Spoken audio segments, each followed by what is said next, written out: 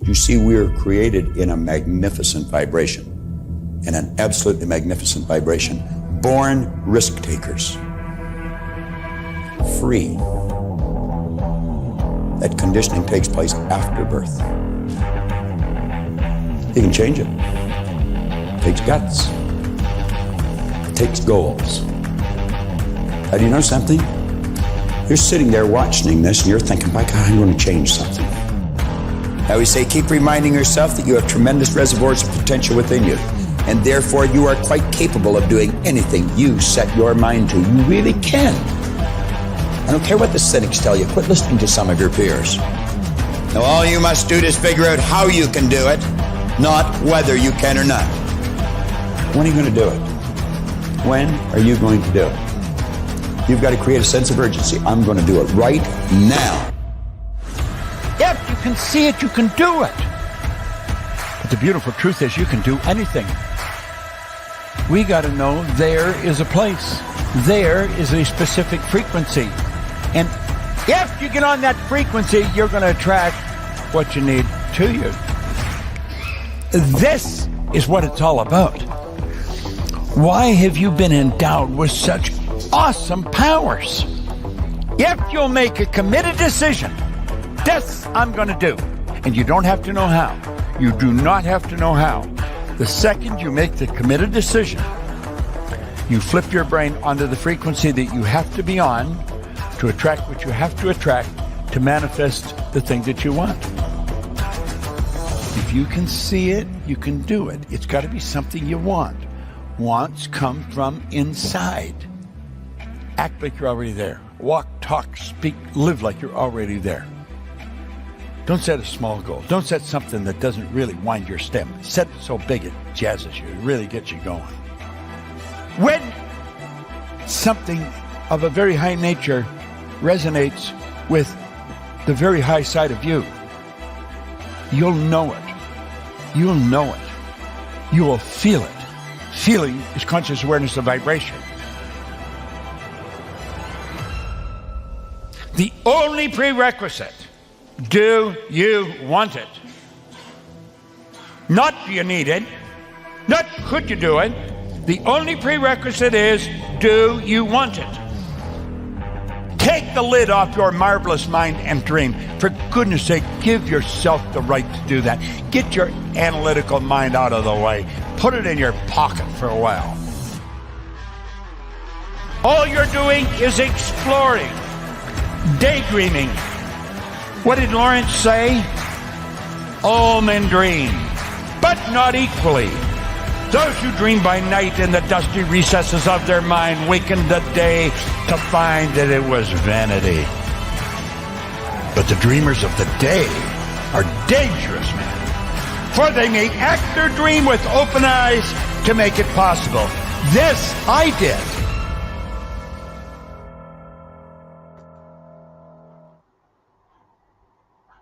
Good day, everybody. Hello, Mick McQuillan. You're tuning into Freedom, Health and Lifestyle. And don't forget to, of course, like, subscribe and share. Click the notification button so that you know when usually Joey and I are on. But Joey's away, right? He's on military maneuvers or training. Obviously, he's in Australia. I'm in Ireland.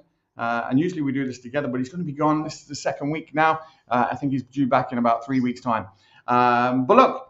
Well, obviously on episode 60, and this is the Listen Along audiobook part 2, The Science of Getting Rich. Now, this book was written in 1910 by Wallace D. Wattles. And I'll just go over, we'll quickly just go over what we covered last week, just so we have a quick kind of update, right? So obviously he was talking about the right to be rich. And, you know, Wallace begins by ascertaining that it's not only natural, but also a fundamental right for every person to be rich. He argues that wealth enables individuals to fulfill their potential and live life to a fuller, or to live and have a fuller, happier life, right? And then in chapter 2, he introduced the concept of the thinking substance, you know, a formless, intelligent substance that permeates everything in our universe. And by thinking in a certain way, individuals can shape this substance and manifest wealth in their life. Interesting concept, right? And then chapter 3, talks about, creative versus competitive mindset. And according to Wattles, there are two approaches to wealth: the competitive and the creative. The competitive mindset leads to scarcity and conflict, while the creative mindset, which aligns with the laws of the universe, leads to abundance and growth. Gotta like that, right? Sounds good. Chapter 4 then went on to emphasize the importance of thinking in a certain way, and this involves holding a clear and consistent thought of wealth, visualizing what you desire, and believing that you will receive it, right? I suppose it's definitely worth revisiting that chapter, right? So, and then chapter 5, gratitude is a powerful force that attracts more good things into one's life. By being grateful for what you have and for what you're about to receive, you align yourself with the forces of the universe. Now, that sounds amazing, doesn't it? We all want a bit of that. So, listen, by all means, I hope you've been following along. Go back and revisit those chapters.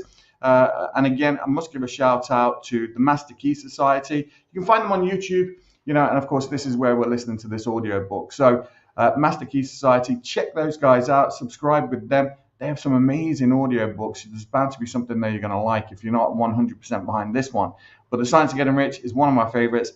And of course, I think you'll enjoy it too. So let's get straight into it. I don't think there's any other housekeeping that I need to do right now. No, I don't think so. So let's get straight into it and we'll listen along and let's take a look.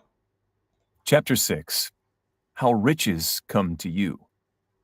When I say that you do not have to drive sharp bargains, I do not mean that you do not have to drive any bargains at all, or that you are above the necessity for having any dealings with your fellow men. I mean that you will not need to deal with them unfairly. You do not have to get something for nothing, but can give to every man more than you take from him. You cannot give every man more in cash market value than you take from him, but you can give him more in use value than the cash value of the thing you take from him. The paper, ink, and other material in this book may not be worth the money you pay for it. But if the ideas suggested by it bring you thousands of dollars, you have not been wronged by those who sold it to you. They have given you a great use value for a small cash value.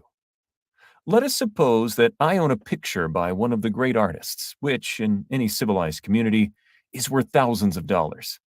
I take it to Baffin Bay, and by salesmanship, induce an Eskimo to give a bundle of furs worth $500 for it. I have really wronged him, for he has no use for the picture. It has no use value to him. It will not add to his life. But suppose I give him a gun worth $50 for his furs. Then he has made a good bargain. He has use for the gun. It will get him many more furs and much food. It will add to his life in every way. It will make him rich. When you rise from the competitive to the creative plane, you can scan your business transactions very strictly. And if you are selling any man anything which does not add more to his life than the thing he gives you in exchange, you can afford to stop it. You do not have to beat anybody in business. And if you are in business which does beat people, get out of it at once. Give every man more in use value than you take from him in cash value. Then you are adding to the life of the world by every business transaction. If you have people working for you, you must take from them more in cash value than you pay them in wages. But you can so organize your business that it will be filled with the principle of advancement, and so that each employee who wishes to do so may advance a little every day. You can make your business do for your employees what this book is doing for you.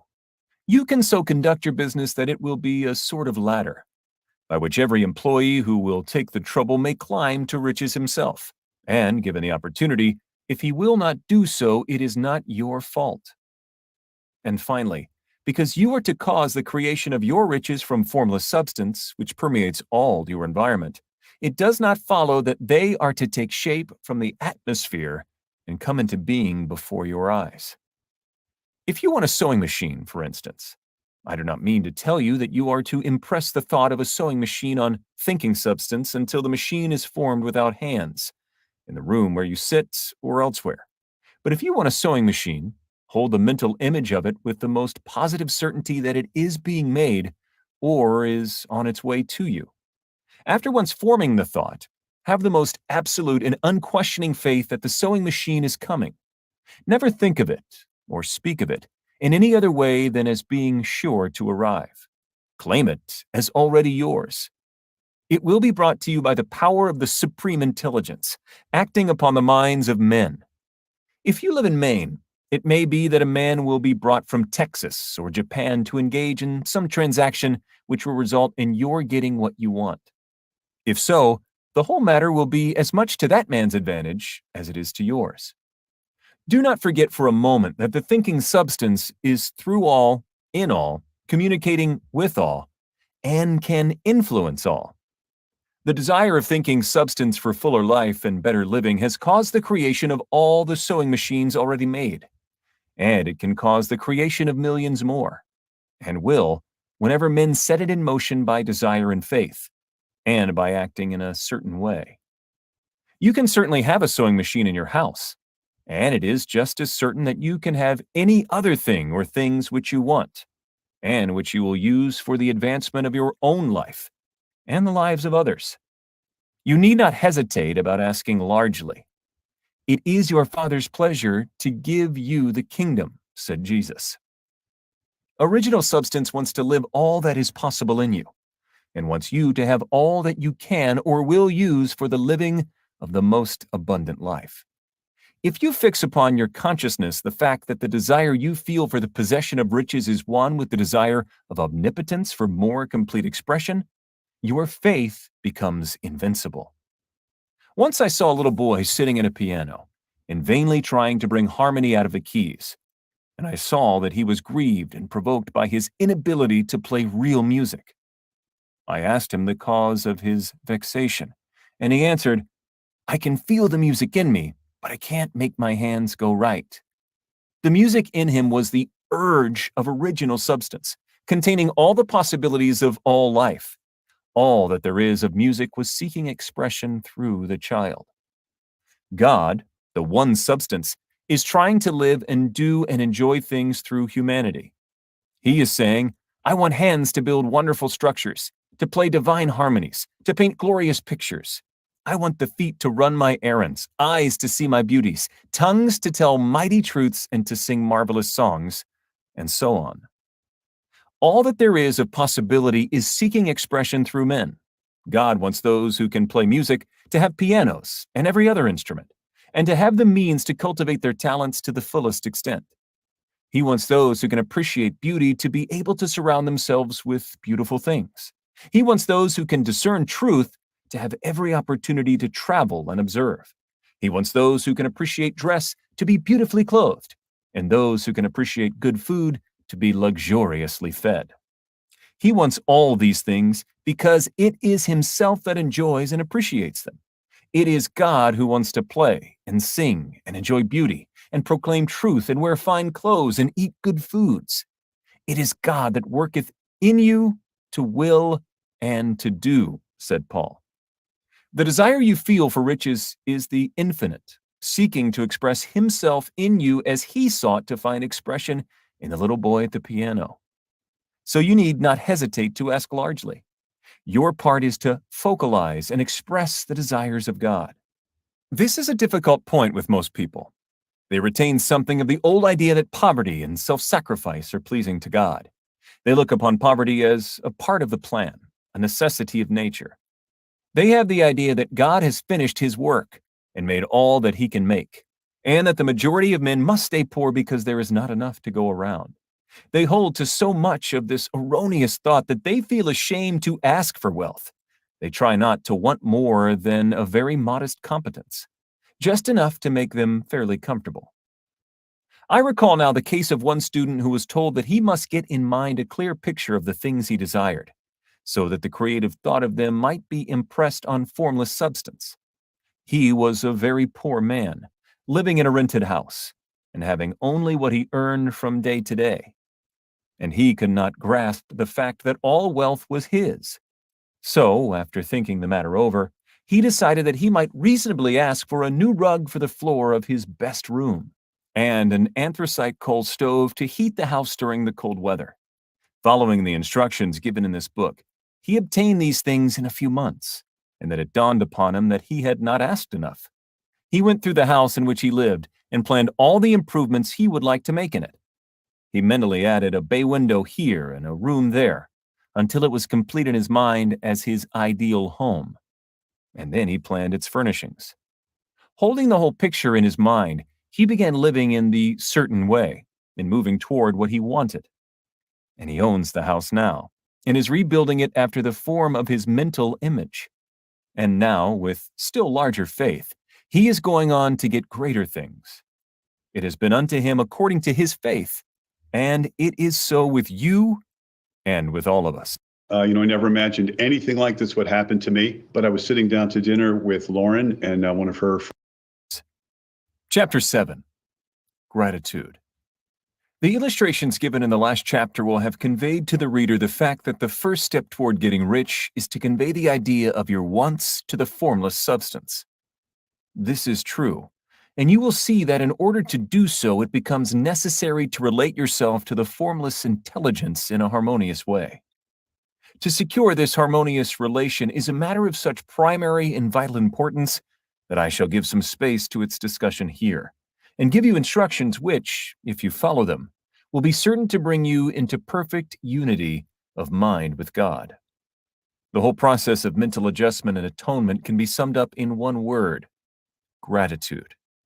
First, you believe that there is one intelligent substance, from which all things proceed. Second, you believe that the substance gives you everything you desire. And third, you relate yourself to it by a feeling of deep and profound gratitude. Many people who order their lives rightly in all other ways are kept in poverty by their lack of gratitude. Having received one gift from God, they cut the wires which connect them with Him by failing to make acknowledgement. It is easy to understand that the nearer we live to the source of wealth, the more wealth we shall receive. And it is easy also to understand that the soul that is always grateful lives in closer touch with God than the one which never looks to Him in thankful acknowledgement.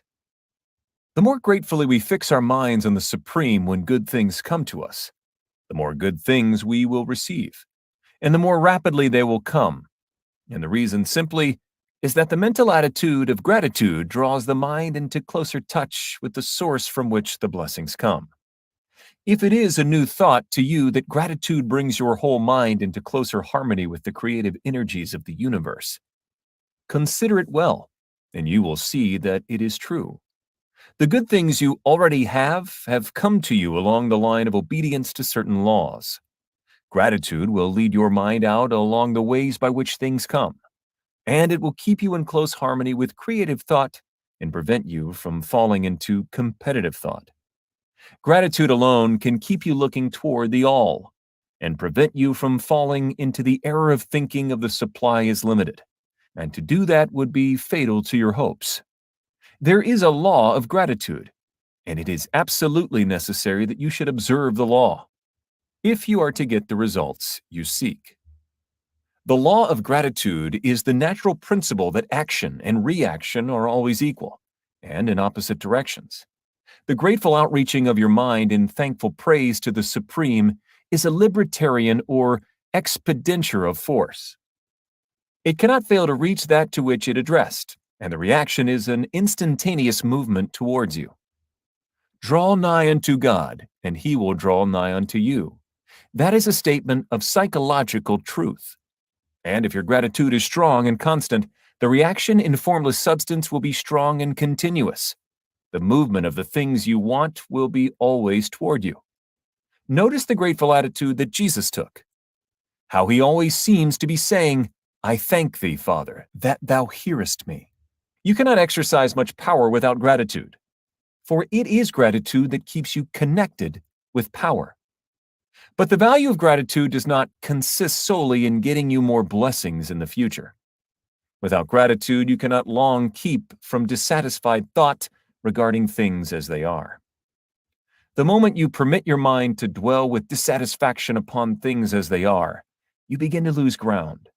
You fix attention upon the common, the ordinary, the poor, and the squalid and mean. And your mind takes the form of these things. Then you will transmit these forms or mental images to the formless, and the common, the poor, the squalid, and mean will come to you. To permit your mind to dwell upon the inferior is to become inferior and to surround yourself with inferior things. On the other hand, to fix your attention on the best is to surround yourself with the best and to become the best. The creative power within us makes us into the image of that to which we give our attention. We are thinking substance, and thinking substance always takes the form of that which it thinks about. The grateful mind is constantly fixed upon the best. Therefore, it tends to become the best. It takes the form or character of the best and will receive the best. Also, faith is born of gratitude. The grateful mind continually expects good things, and expectation becomes faith. The reaction of gratitude. I just want to jump in there because I thought that's really interesting, right? Fixing your attention on the best. So, like, it's really worth thinking about, because we tend to maybe worry about stuff instead of focusing our attention on maybe the best outcomes that we want. And if you're focusing your attention on that, obviously you're going to produce better actions. Better actions produce better outcomes. So, yeah, this is so interesting. You want to get into it, right? I definitely recommend going back and re-listening to some of this stuff, because there are little kind of bits in here. Maybe you're not ready for all of the whole things right now. Maybe it's such a big change, and I get it. I've listened to this book quite a few times, and I've read it several times. I love reading along. That's why I put the captions on there, right? Because I read along with it, and if you're reading along with it too, I think it goes a little bit deeper than just listening to the audio. So whatever works for you, it doesn't matter. But fix your attention on the best. And let's get back to it. I'm just waffling, right? Gratitude upon one's own mind produces faith, and every outgoing wave of grateful thanksgiving increases faith. He who has no feeling of gratitude cannot long retain a living faith. And without a living faith, you cannot get rich by the creative method, as we shall see in the following chapters. It is necessary, then, to cultivate the habit of being grateful for every good thing that comes to you, and to give thanks continuously. And because all things have contributed to your advancement, you should include all things in your gratitude. Do not waste time thinking or talking about the shortcomings or wrong actions of plutocrats or trust magnates. Their organization of the world has made your opportunity. All you get really comes to you because of them. Do not rage against corrupt politicians. If it were not for politicians, we should fall into anarchy, and your opportunity would be greatly lessened. God has worked a long time and very patiently to bring us up to where we are in industry and government, and He is going right on with His work. There is not the least doubt that He will do away with plutocrats, trust magnates, captains of industry, and politicians as soon as they can be spared. But in the meantime, behold that they are all very good. Remember that they are all helping to arrange the lines of transmission along which your riches will come to you, and be grateful to them all. This will bring you into harmonious relations with the good in everything, and the good in everything will move toward you. Chapter 8. Thinking in a Certain Way. Turn back to Chapter 6, and read again the story of the man who formed a mental image of his house, and you will get a fair idea of the initial step toward getting rich. You must form a clear and definite mental picture of what you want. You cannot transmit an idea unless you have it yourself. You must have it before you can give it. And many people fail to impress thinking substance because they have themselves only a vague and misty concept of the things they want to do, to have, or to become. It is not enough that you should have a general desire for wealth, to do good with. Everybody has that desire. It is not enough that you should have a wish to travel, see things, live more, etc. Everybody has those desires also. If you were going to send a wireless message to a friend, you would not send the letters of the alphabet in their order and let him construct the message for himself, nor would you take words at random from the dictionary. You would send a coherent sentence, one which meant something. When you try to impress your wants upon substance, remember that it must be done by a coherent statement. You must know what you want and be definite. You can never get rich or start the creative power into action by sending out unformed longings and vague desires. Go over your desires just as the man I have described went over his house. See just what you want, and get a clear mental picture of it as you wish it to look when you get it. That clear mental picture you must have continually in mind, as the sailor has in mind the port toward which he is sailing the ship. You must keep your face toward it all the time. You must no more lose sight of it than the steersman loses sight of the compass. It is not necessary to take exercises in concentration, nor to set apart special times for prayer and affirmation, nor to go into the silence, nor to do occult stunts of any kind. These things are well enough, but all you need is to know what you want, and want it badly enough so that it will stay in your thoughts. Spend as much of your leisure time as you can in contemplating your picture, but no one needs to take exercises to concentrate his mind on a thing which he really wants. It is the things you do, not really care about, which require effort to fix your attention upon them. And unless you really want to get rich, so that the desire is strong enough to hold your thoughts directed to the purpose as the magnetic pole holds the needle of the compass, it will hardly be worthwhile for you to try to carry out the instructions given in this book. The methods herein set forth are for people whose desire for riches is strong enough to overcome mental laziness and the love of ease and make them work. The more clear and definite you make your picture then, and the more you dwell upon it, bringing out all its delightful details, the stronger your desire will be, and the stronger your desire, the easier it will be to hold your mind fixed upon the picture of what you want. Something more is necessary, however, than merely to see the picture clearly. If that is all you do, you are only a dreamer, and will have little or no power for accomplishment. Behind your clear vision must be the purpose to realize it, to bring it out in tangible expression.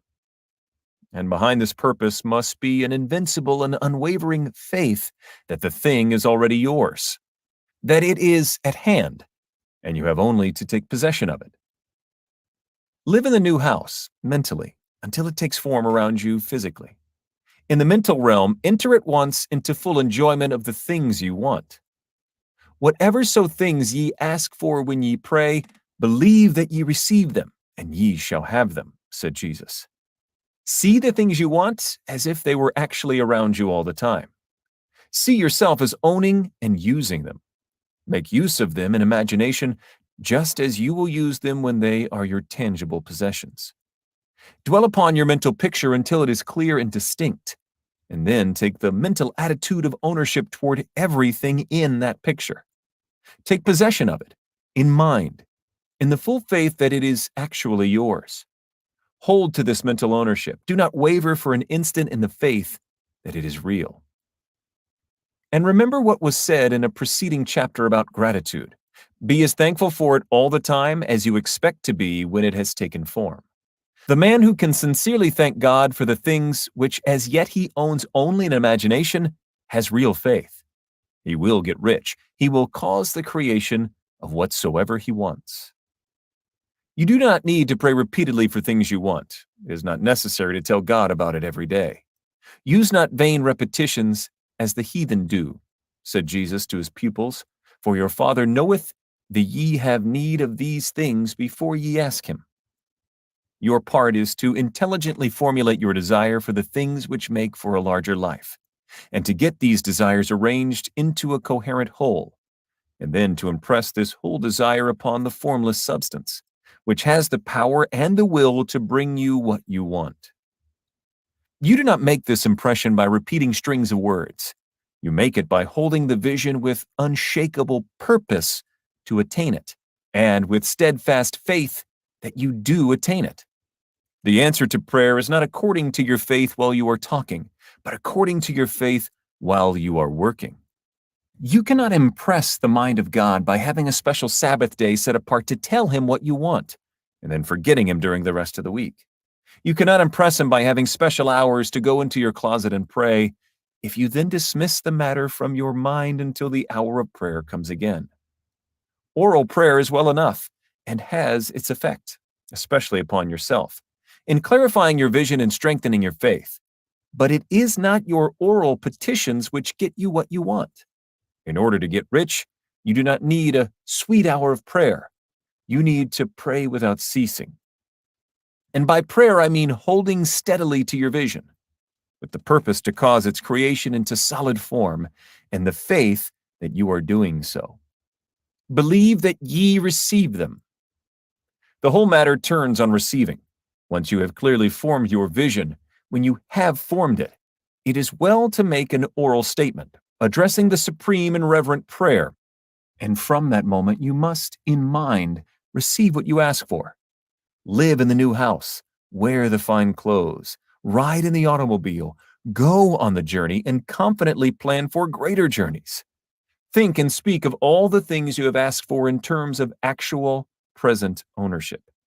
Imagine an environment and a financial condition exactly as you want them, and live all the time in that imaginary environment and financial condition. Mind, however, that you do not do this as a mere dreamer and castle builder.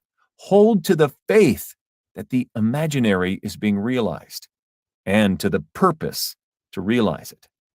Remember that it is faith and purpose in the use of the imagination which make the difference between the scientist and the dreamer. And having learned this fact, it is here that you must learn the proper use of the will.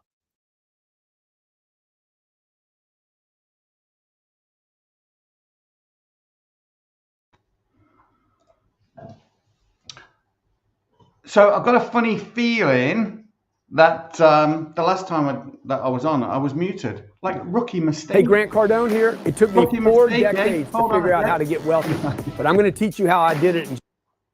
Chapter. So, yeah, that last little bit there. Interesting. Now, look, remember that this book was written, right, 114 years ago, back in 1910. And maybe the politicians of that time were different than they are today. I don't know. I wasn't there, so I can't really say whether they were or not. But look, that's a different time. But some of the stuff, now, he also went on to say that all of these people would be removed, when it was necessary. So look, I don't know what that means, but we can always pray, right? But anyway, and he was talking there about confidently planning. How often do we do that? How often do we make a confident plan? Or like maybe he was talking about just dreaming or wishing it into existence. It's not about that. You have to confidently plan for its attainment. And of course, I think I was talking about this maybe earlier in the week when I was talking about being constant in your thought, consistent in your actions. And if you're constant in your thought, and he's talking about this here, where that you consume yourself with that vision of what it is that you want to achieve. And of course, going back to the chapter 6, where the guy had a house and he wanted stuff in his house, and I suppose he confidently planned, right? And he created those things. He was able to do those things, and they didn't just kind of come out of nowhere. He had to take action to achieve them, and that's what it's about. So it's about having a plan or a goal to achieve what it is that you want out of life, and knowing that you can do it, having confidence that you can achieve it. And of course you can learn new skills. We can all do that. I'm doing it at the moment, on social media. Like I just messed up by being on mute and saying a whole bunch of stuff that no one's ever going to hear, and I'm probably never going to repeat.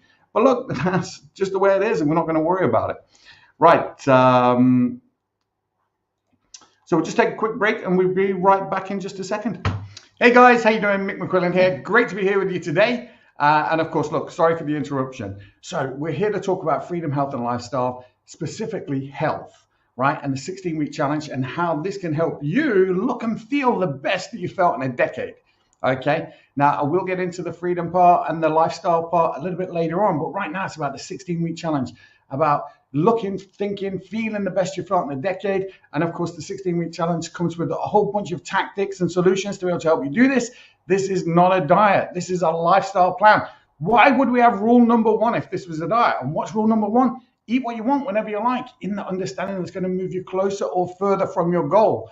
So to take part, what you need to do is go to the Facebook page. The link should be on the page right now, and you can download your Freedom, Health, and Lifestyle goal sheet, right? It's in the featured post section. So look, go and download the Freedom, Health, and Lifestyle goal sheet, and then you can message that to either Joey. His details should be on the screen right now, or you can email it directly or send it to me over Facebook on my Facebook page. Again, the link should be there for you right now. And of course, this can kickstart your 16-week challenge. All we'll do is have a conversation. We'll get back to you. We'll start a conversation and see how we can help you. But really, this 16-week challenge is a gateway to freedom, health, and lifestyle, right? Because on that 16-week challenge, we're going to teach you the other elements on how you can get freedom, whatever that means to you, whether it's time freedom, financial freedom, whatever it is, and the lifestyle elements, living a lifestyle with purpose. So go to the Real Mick McQuillan Facebook page, featured posts, download your goal sheet. Now, get back to the show. Go on, get back. Quick, get back. That is one good-looking guy, right? Say that every time. So, right, okay, we're going to get back into it. So we're moving on to, I think it's chapter 7, is it? No, it can't be. It must be chapter, I can't remember. Doesn't matter. Anyway, we're going to get back into it, and we'll see what else, Wallace has got to say, right? Because it's definitely interesting. The fact that this is like over 100 years old, I don't understand why we don't get books like this now, why we don't have people who are thinking this way now. Well, maybe there are, but maybe I just don't know about them. If you know about them, send us a comment, let us know.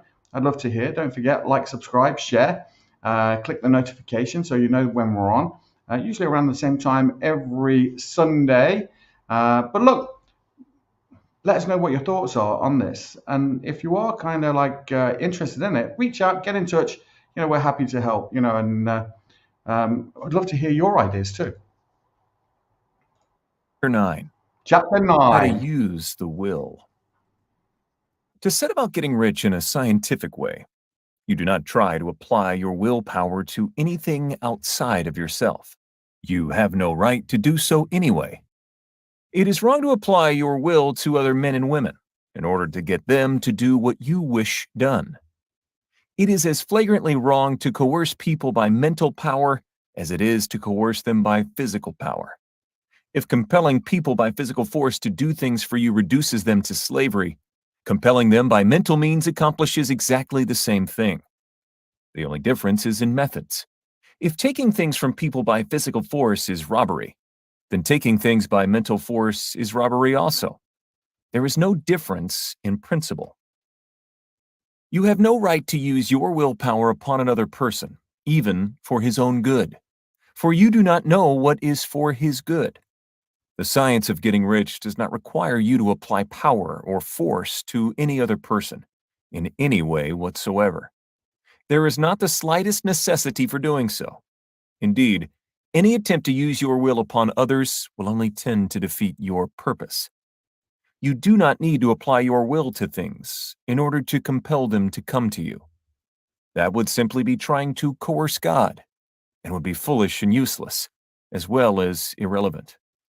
You do not have to compel God to give you good things, any more than you have to use your willpower to make the sun rise. You do not have to use your willpower to conquer an unfriendly deity, or to make stubborn and rebellious forces do your bidding. Substance is friendly to you, and is more anxious to give you what you want than you are to get it. To get rich, you need only to use your willpower upon yourself. When you know what to think and do, then you must use your will to compel yourself to think and do the right things. That is the legitimate use of the will in getting what you want, to use it in holding yourself to the right course. Use your willpower to keep yourself thinking and acting in a certain way. Do not try to project your will or your thoughts or your mind out into space to act on things or people. Keep your mind at home. It can accomplish more there than elsewhere. Use your mind to form a mental image of what you want and to hold that vision with faith and purpose. And use your will to keep your mind working in the right way. The more steady and continuous your faith and purpose, the more rapidly you will get rich, because you will make only positive impressions upon substance, and you will not neutralize or offset them by negative impressions. The picture of your desires, held with faith and purpose, is taken up by the formless and permeates it to great distances, throughout the universe, for all I know. As this impression spreads, all things are set moving toward its realization. Every living thing, every inanimate thing, and the things yet uncreated are stirred toward bringing into being that which you want. All force begins to be exerted in that direction.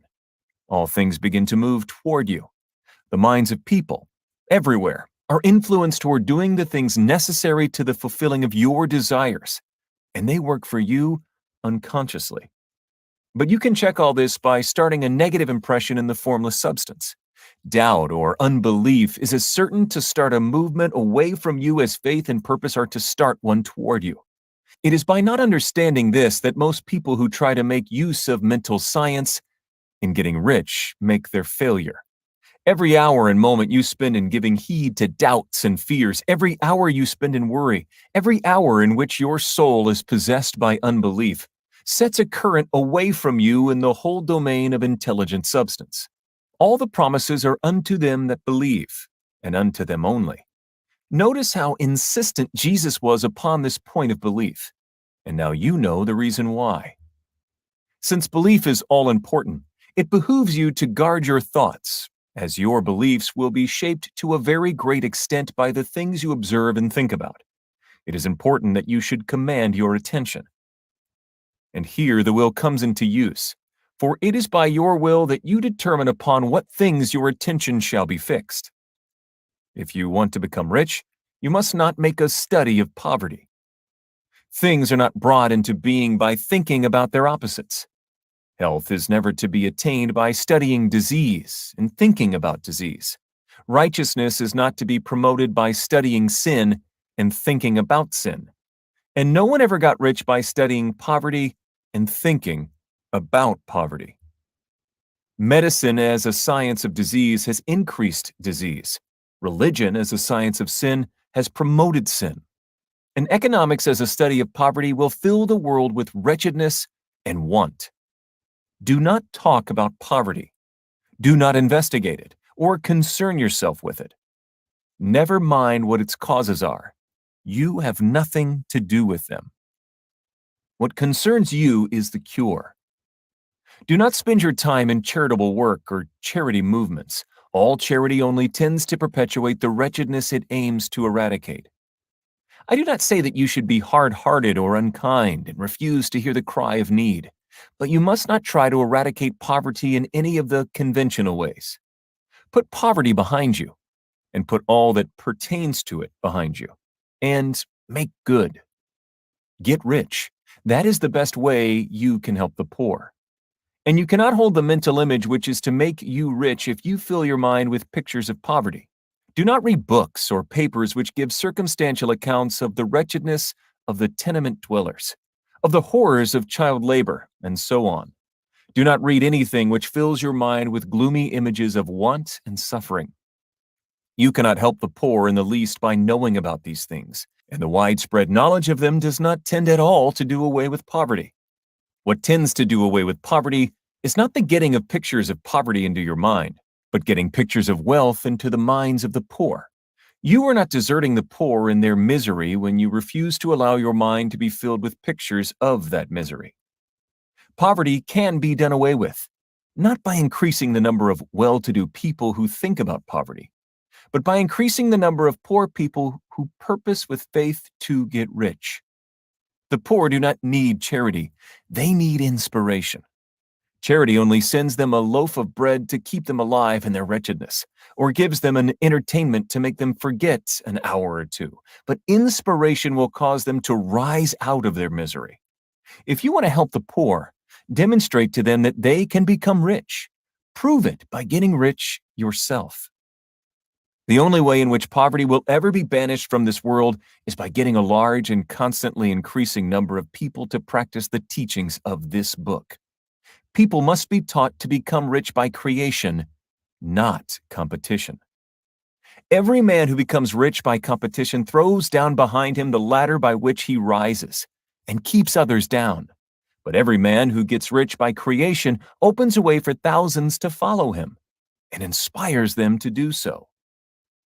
You are not showing hardness of heart or an unfeeling disposition when you refuse to pity poverty, see poverty, read about poverty, or think or talk about it, or to listen to those who do talk about it. Use your willpower to keep your mind off the subject of poverty, and to keep it fixed with faith and purpose on the vision of what you want. Damn! Right. To be honest, chapter 9 is definitely one that you want to go back over for sure. And of course, look, the best way to help poor people is by not being one of them, and it's by, succeeding by, look, I think Bob Proctor tells a story that, look, if you've got like 100 books, you could probably help, yourself and somebody else, have some dinner. But like if you had like 1,000,000 books, how many people could you help? How many people could you buy dinner for? I'm not talking about buying dinner for everybody. What I'm talking about is the difference that you can make for people by being successful, teaching other people to be able to do the same. So, look, I suppose that leads me nicely, to where we're at and where we're going to go to next. So we're going to finish at the end of chapter 9. We'll go on to chapter 10 and a few more chapters then next week. But look, what I want to do is I just want to share this with you. Let me see, share this. Right, okay, let's have a look. Right, so we'll get into this in a second, but this is this website. I'm going to put there you go, risethriveglobal.com. So this website is dedicated to talking about chapter 9. Really is, So what we have here, so on this little, let me see if I can just make this a little bit bigger. If I can do this, sure I can. Right, okay. So this is the website, risethriveglobal.com, and you go here, you see the little video here that you can watch. This is Linda Proctor. This is the wife of Bob Proctor. Bob, world-renowned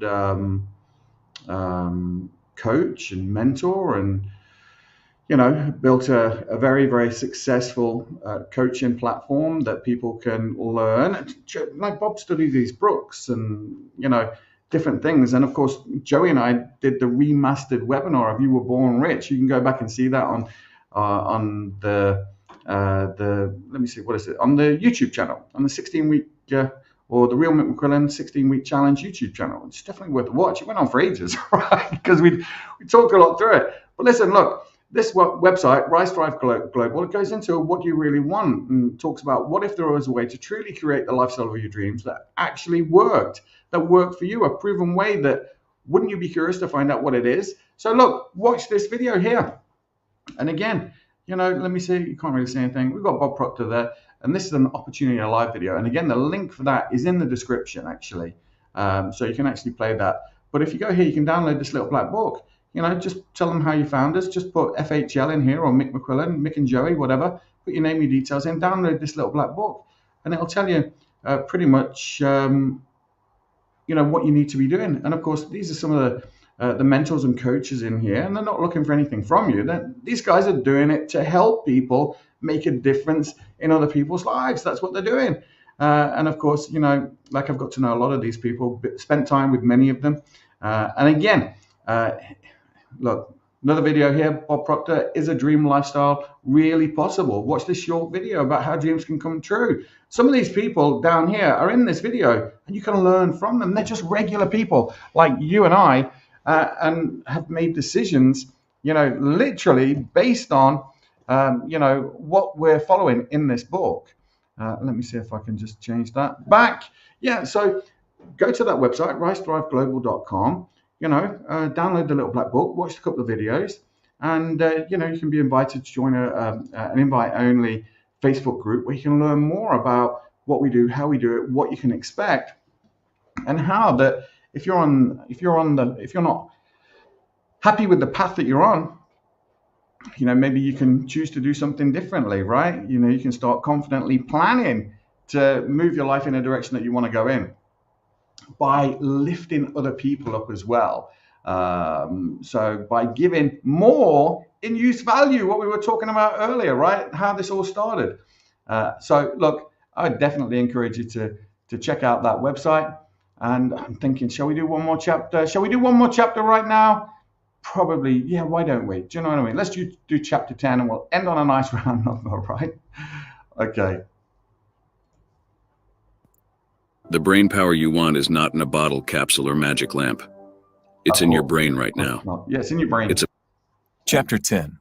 Further use of the will. You cannot retain a true and clear vision of wealth if you are constantly turning your attention to opposing pictures, whether they be external or imaginary. Do not tell of your past troubles of a financial nature. If you have had them, do not think of them at all. Do not tell of the poverty of your parents or the hardships of your early life. To do any of these things is to mentally class yourself with the poor for the time being, and it will certainly check the movement of things in your direction. Let the dead bury their dead, as Jesus said. Put poverty and all things that pertain to poverty completely behind you. You have accepted a certain theory of the universe as being correct, and are resting all your hopes of happiness on its being correct. And what can you gain by giving heed to conflicting theories? Do not read religious books which tell you that the world is soon coming to an end, and do not read the writings of muckrakers and pessimistic philosophers who tell you that it is going to the devil. The world is not going to the devil. It is going to God. It is a wonderful becoming. True, there may be a good many things in existing conditions which are disagreeable, but what is the use of studying them when they are certainly passing away, and when the study of them only tends to check their passing and keep them with us? Why give time and attention to things which are being removed by evolutionary growth, when you can hasten their removal only by promoting the evolutionary growth as far as your part of it goes? No matter how horrible and seeming may be the conditions in certain countries, sections, or places, you waste your time and destroy your own chances by considering them. You should interest yourself in the world's becoming rich. Think of the riches the world is coming into, instead of the poverty it is growing out of. And bear in mind that the only way in which you can assist the world in growing rich is by growing rich yourself through the creative method, not the competitive one. Give your attention wholly to riches. Ignore poverty. Whenever you think or speak of those who are poor, think and speak of them as those who are becoming rich, as those who are to be congratulated rather than pitied. Then they and others will catch the inspiration and begin to search for the way out. Because I say that you are to give your whole time and mind and thought to riches, it does not follow that you are to be sordid or mean. To become really rich is the noblest aim you can have in life, for it includes everything else. On the competitive plane, the struggle to get rich is a godless scramble for power over other men. But when we come into the creative mind, all this is changed. All that is possibly in the way of greatness and soul unfoldment of service and lofty endeavor comes by way of getting rich. All is made possible by the use of things. If you lack for physical health, you will find that the attainment of it is conditional on your getting rich. Only those who are emancipated from financial worry and who have the means to live a carefree existence and follow hygienic practices can have and retain health. Moral and spiritual greatness is possible only to those who are above the competitive battle for existence, and only those who are becoming rich on the plane of creative thought are free from the degrading influences of competition. If your heart is set on domestic happiness, remember that love flourishes best where there is refinement. a high level of thought, and freedom from corrupting influences. And these are to be found only where riches are attained by the existence of creative thought, without strife or rivalry. You can aim at nothing so great or noble, I repeat, as to become rich, and you must fix your attention upon your mental picture of riches, to the exclusion of all that may tend to dim or obscure the vision. You must learn to see the underlying truth in all things. You must see beneath all seemingly wrong conditions the great one life ever moving forward toward fuller expression and more complete happiness. It is the truth that there is no such thing as poverty, that there is only wealth. Some people remain in poverty because they are ignorant of the fact that there is wealth for them. And these can be best taught by showing them the way to affluence in your own person and practice. Others are poor because, while they feel that there is a way out, they are too intellectually indolent to put forth the mental effort necessary to find that way and travel it. And for those, the very best thing you can do is to arouse their desire by showing them the happiness that comes from being rightly rich. Others still are poor because, while they have some notion of science, they have become so swamped and lost in the maze of metaphysical and occult theories that they do not know which road to take. They try a mixture of many systems and fail in all. For these, again, the very best thing to do is to show the right way in your own person and practice. An ounce of doing things is worth a pound of theorizing. The very best thing you can do for the whole world is to make the most of yourself. You can serve God and man in no more effective way than by getting rich. That is, if you get rich by the creative method and not by the competitive one. Another thing, we assert that this book gives in detail the principles of the science of getting rich. And if that is true, you do not need to read any other book upon the subject. This may sound narrow and egotistical, but consider, there is no more scientific method of compilation in mathematics than by addition, subtraction, multiplication, and division. No other method is possible. There can be but one shortest distance between 2 points. There is only one way to think scientifically, and that is to think in the way that leads by the most direct and simple route to the goal. No man has yet formulated a briefer or less complex system than the one set forth herein. It has been stripped of all non-essentials. When you commence on this, lay all others aside. Put them out of your mind altogether. Read this book every day. Keep it with you. Commit it to memory. And do not think about other systems and theories. If you do, you will begin to have doubts and to be uncertain and wavering in your thought. And then you will begin to make failures. After you have made good and become rich, you may study other systems as much as you please, but until you are quite sure that you have gained what you want, do not read anything on this line but this book, unless it be the authors mentioned in the preface. And read only the most optimistic comments on the world's news, those in harmony with your picture. Also, postpone your investigations into the occult. Do not dabble in theosophy, spiritualism, or kindred studies. It is very likely that the dead still live and are near, but if they are, let them alone. Mind your own business. Wherever the spirits of the dead may be, they have their own work to do and their own problems to solve, and we have no right to interfere with them. We cannot help them, and it is very doubtful whether they can help us, or whether we have any right to trespass upon their time if they can. Let the dead and the hereafter alone, and solve your own problem. Get rich. If you begin to mix with the occult, you will start mental cross-currents which will surely bring your hopes to shipwreck. Now, this and the preceding chapters have brought us to the following statement of basic facts. There is a thinking stuff from which all things are made, and which, in its original state, permeates, penetrates, and fills the inner spaces of the universe. A thought, in the substance, produces the thing that is imagined by the thought.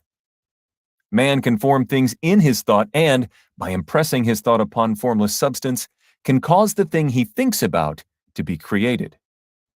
In order to do this, man must pass from the competitive to the creative mind. He must form a clear mental picture of the things he wants and hold this picture in his thoughts with the fixed purpose to get what he wants and the unwavering faith that he does get what he wants, closing his mind against all that may tend to shake his purpose, dim his vision, or quench his faith. In addition to all of this, we shall now see that he must live and act in a certain way.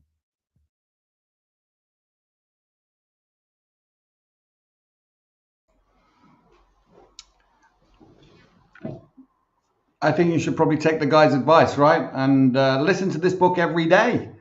Now, to be honest, I want to leave you with a question, and how do you move from the competitive mind to the creative mind?